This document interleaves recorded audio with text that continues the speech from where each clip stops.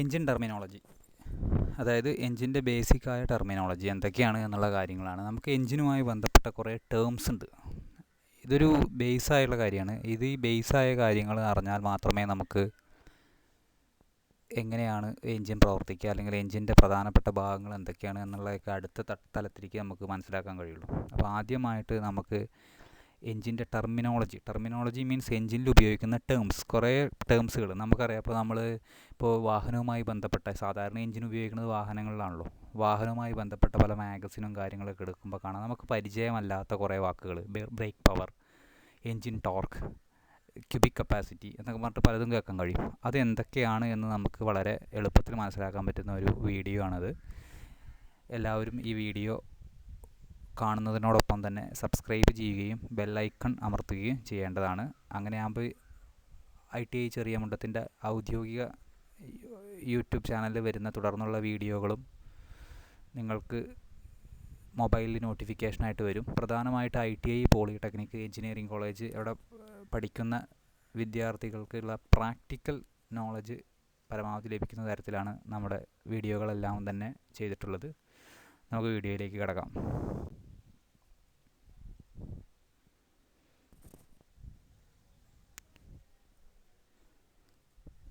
സാധാരണഗതിയിൽ ഒരു എൻജിൻ്റെ സൈസ് നമ്മൾ ഫസ്റ്റ് തന്നെ പറയുന്നത് എൻജിൻ മെഷർമെൻ്റാണ്.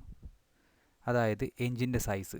അതിൽ ഏറ്റവും കൂടുതൽ ഉപയോഗിക്കുന്ന വാക്കാണ് എൻജിൻ ബോർ അല്ലെങ്കിൽ സിലിണ്ടർ ബോർ. നമുക്കറിയാം, നമ്മൾ എൻജിൻ എന്ന് പറഞ്ഞു കഴിഞ്ഞാൽ എൻജിനെക്കുറിച്ച് കണ്ടവർക്കും അതേപോലെ എൻജിനെക്കുറിച്ച് ഏകദേശം ഒരു ഐഡിയ ഉള്ളവർക്കേ ഈ വീഡിയോ കണ്ടാൽ മനസ്സിലാവുള്ളൂ. അതായത് എൻജിനെ പറ്റി ഒന്നും അറിയാത്തൊരു സ്കൂളിൽ പഠിക്കുന്ന കുട്ടിക്ക് ഈ വീഡിയോ കണ്ടു കഴിഞ്ഞാൽ യഥാർത്ഥത്തിൽ ഒന്നും മനസ്സിലാവില്ല. അപ്പോൾ നമുക്ക് എൻജിൻ അറിയാം. എൻജിനിലൊരു സിലിണ്ടർ ഉണ്ടാവും, സിലിണ്ടറിലൊരു പിസ്റ്റൺ ഉണ്ടാവും.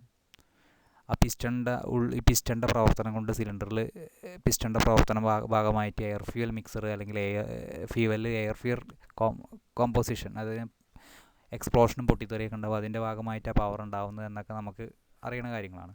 അപ്പോൾ എൻജിന് എങ്ങനെയാണ് നമ്മൾ സ്പെസിഫൈ ചെയ്യുക? എൻജിൻ സൈസ് എൻജിന് ഡിറ്റർമൈൻ ചെയ്യുന്നത് എങ്ങനെയാണ്?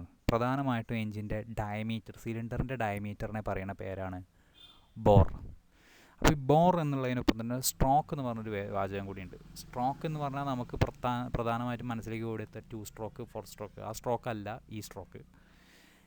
എൻജിൻ്റെ ഡയമീറ്ററിനെ, വ്യാസത്തെ, അതായത് എൻജിൻ്റെ ഡയമീറ്റർ എന്ന് നമ്മൾ പറയുന്നത് എൻജിൻ വട്ടത്തിലുള്ള ഒരു സാധനമല്ല. എൻജിൻ സിലിണ്ടറിൻ്റെ ഡയമീറ്റർ, സിലിണ്ടർ എന്ന് പറഞ്ഞാൽ വട്ടത്തിലുള്ള ഒന്നാവുമല്ലോ, സിലിണ്ടറിൻ്റെ ഡയമീറ്ററിനെ പറയുന്ന പേരാണ് സിലിണ്ടർ ബോർ. സാധാരണഗതിയിൽ അത് മില്ലിമീറ്ററിലാണ് പറയുക.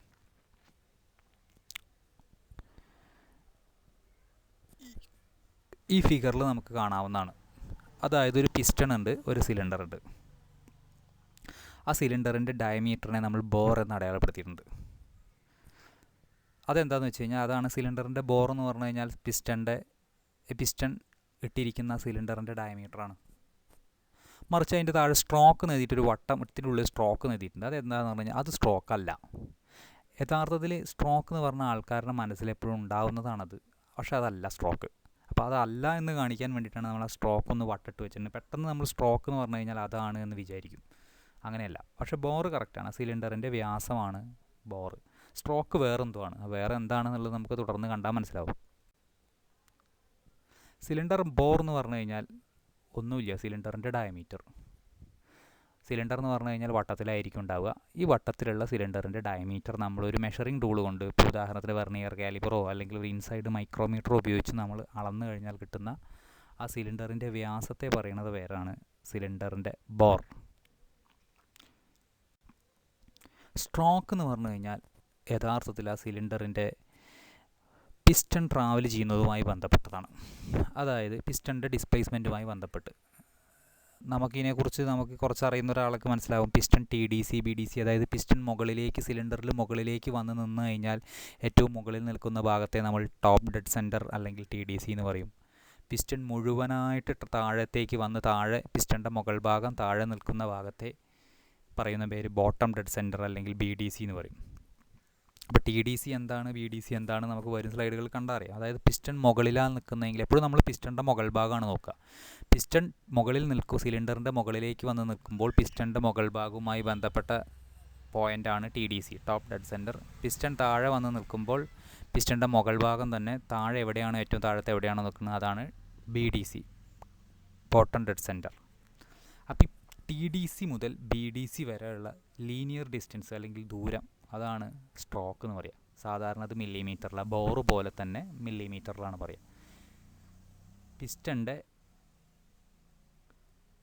മുകൾ ഭാഗം, പിസ്റ്റൻ്റെ മുകൾ ഭാഗത്ത് നിന്ന്, അതായത് പിസ്റ്റൺ BDCയിലോ അല്ലെങ്കിൽ TDCയിലോ വന്ന് നിൽക്കുക. TDCയും BDCയാണ് പിസ്റ്റൻ്റെ ചലനം വ്യത്യാസപ്പെടുത്തുന്നത്. താഴേക്ക് പോകുന്ന ചലനം മുകളിലേക്കായി മാറുന്നത് BDCയിൽ നിന്നും, മുകളിലേക്ക് വരുന്ന ചലനം അത് വീണ്ടും താഴേക്കായി തിരിക്കുന്നത് TDCയിലുമാണ്. അപ്പോൾ TDCയുടെയും BDCയുടെയും ഇടയിലുള്ള ഡിസ്റ്റൻസാണ്, ലീനിയർ ഡിസ്റ്റൻസാണ് സ്ട്രോക്ക്. സാധാരണ മില്ലിമീറ്ററിലാണ് പറയുക.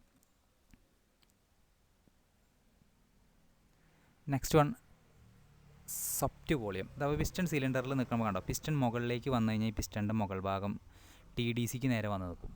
പിസ്റ്റൺ താഴേക്ക് വന്നാൽ ഇതിൻ്റെ BDCക്ക് വരും. ഈ TDCയുടെയും BDCയുടെയും ഇടയിലുള്ള ദൂരത്തെ പറയുന്ന പേരാണ് സ്ട്രോക്ക്.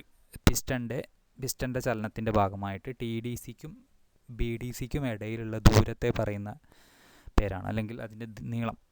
അത് ലീനിയർ മെഷർമെൻറ്റാണ്. നമുക്കൊരു സ്റ്റീൽ റൂളൊക്കെ ഉപയോഗിച്ച് മെഷർ ചെയ്യാം. അതാണ് സ്ട്രോക്ക് ലെങ്ത് എന്നാണ് അതിനെ പറയുക. അത് മില്ലിമീറ്ററാണ് യൂണിറ്റ്. മറിച്ച് സബ്റ്റ് വോളിയം എന്ന് പറഞ്ഞാൽ ആൾ കിട്ടുന്ന വ്യാപ്തം. ഈ ചിത്രത്തിൽ കാണുന്ന ആ TDCയുടെയും BDCയുടെ ഇടയിലുള്ള ദൂരം, അല്ലെങ്കിൽ TDC മുതൽ BDC വരെയോ BDC മുതൽ TDC വരെയുള്ള ദൂരമാണ് സ്ട്രോക്ക് ലെങ്ത്. പക്ഷെ അത് ഉൾപ്പെടുന്ന വ്യാപ്തമാണ് സബ്റ്റ് വോളിയം. ആ സബ്റ്റ് വോളിയം കണ്ടുപിടിക്കുക എങ്ങനെയാണെന്ന് വെച്ച് കഴിഞ്ഞാൽ അതിൻ്റെ ഡയമീറ്ററിനെ, അതായത് ആ ഡയമീറ്ററിൻ്റെ സഹായത്താൽ ഏരിയ കണ്ടുപിടിച്ച ആ ഏരിയനെ സ്ട്രോക്ക് ലെങ്ത് കൊണ്ട് ഗുണിച്ചാൽ മതി. അതായത് πr² × S അല്ലെങ്കിൽ π/4 d². D means engine diameter, cylinder diameter. π/4 d² × S അങ്ങനെ കണ്ടു കഴിഞ്ഞാൽ നമുക്ക് സബ്റ്റ് വോളിയം കിട്ടും. ആക്ച്വലി നമ്മൾ മാരുതി 800 കാർ അല്ലെങ്കിൽ 100cc ബൈക്ക് എന്ന് പറഞ്ഞാൽ, 100cc ബൈക്ക് എന്ന് പറഞ്ഞാൽ 100cc എന്ന് പറഞ്ഞാൽ 100 ക്യൂബിക് കപ്പാസിറ്റി എന്നാണ്. 100 ക്യൂബിക് കപ്പാസിറ്റി എന്ന് പറഞ്ഞാൽ അത് 100 cm³ ആണ് അതിൻ്റെ സബ്റ്റ് വോളിയം എന്നാണ് അർത്ഥം. ഒരു 100cc ബൈക്ക് എന്ന് പറഞ്ഞാൽ അതിൻ്റെ ആ ബൈക്കിൻ്റെ എൻജിൻ്റെ സബ്റ്റ് വോളിയം 100 cm³ ആണ്. ഇപ്പോൾ മാരുതി 800 കാർ എന്ന് പറഞ്ഞാൽ 800 കാറിൻ്റെ എൻജിൻ 3 സിലിണ്ടർ എൻജിനാണ്, സിംഗിൾ സിലിണ്ടർ എൻജിനല്ല. അപ്പോൾ 3 സിലിണ്ടറിലെയും സബ്റ്റ് വോളിയം കൂട്ടിക്കഴിഞ്ഞാൽ നമുക്ക് 800 cm³ കിട്ടും. അതായത് ഒരു സിലിണ്ടറിലെ സബ്റ്റ് വോളിയം കണ്ടുപിടിക്കുക 800/3 ചെയ്താൽ മതി. അതാണ് അതുകൊണ്ട് ഉദ്ദേശിക്കുന്നത്. മറിച്ച് ക്ലിയറൻസ് വോളിയം നമ്മൾ നേരത്തെ കണ്ടു. സബ്റ്റ് വോളിയത്തിൽ പിസ്റ്റൺ TDCയിൽ നിന്ന് കഴിഞ്ഞാൽ അതിൻ്റെ മുകളിലൊരു ഭാഗം കണ്ടല്ലോ, TDCക്ക് ഒരു മുകളിലൊരു ഭാഗം, അതാണ് കംപ്രസ് ചെയ്യുന്നത്. BDCയും TDCയുള്ളതാണ് സബ്റ്റ് വോളിയം. ആ TDCക്ക് മുകളിലുള്ള ഭാഗത്തെ പറയുന്ന പേരാണ് ക്ലിയറൻസ് വോളിയം. ഒരു ചെറിയ ക്ലിയറൻസ് ഉണ്ടാവും ഗ്യാസിനെ കംപ്രസ് ചെയ്യാൻ വേണ്ടിയിട്ട്. ആ പിസ്റ്റൺ BDCയിൽ നിൽക്കുമ്പോൾ ഉള്ളതിനെ മൊത്തം വോളിയം എന്നാണ് പറയുക. അതിൽ സബ്റ്റ് വോളിയം പെടും, ക്ലിയറൻസ് വോളിയം പെടും. മറിച്ച് പിസ്റ്റൺ TDCയിൽ നിൽക്കുമ്പോൾ മുകൾ ഭാഗത്തിലുള്ള അതിനെ ക്ലിയറൻസ് വോളിയം എന്ന് പറയും. അതായത് ആ രണ്ടാമത്തെ ഫിഗറിൽ ക്ലിയറൻസ് വോളിയം ഒരു മാർക്ക് ചെയ്തിട്ട് വെച്ചിട്ടുണ്ട്. അതായത് ഒരു ബ്രൗൺ കളറിൽ മാർക്ക് ചെയ്ത് കൊടുത്തിട്ടുണ്ട്. അതാണ് ക്ലിയറൻസ് വോളിയം.